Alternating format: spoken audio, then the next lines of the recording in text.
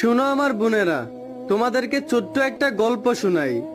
একদিন ফাতেমা রাদিয়াল্লাহু তাআলা আমাদের নবীজিকে প্রশ্ন করলেন, আচ্ছা বাবা, আমি আমার শরীরে কতটুকু অঙ্গ পর্দায় রাখবো আর কতটুকু অঙ্গ খোলামেলা রাখবো?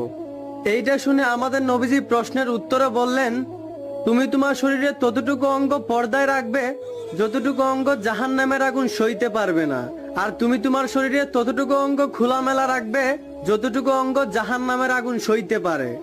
মানুষের এমন কোনো অঙ্গ নাই যে সামান্য দুনিয়ার আগুন সহ্য করতে পারবে, সেইখানে জাহান্নামের আগুন। এই জন্যই আমার বোনদেরকে বলি, সমান অধিকার চাইয়া রাস্তাঘাটে বেপরদায় না চইলা পারলে নিজেকে একটু পর্দায় রাখার চেষ্টা করুন। আশা করি আমার কথাগুলো বুঝতে পারছেন। ধন্যবাদ।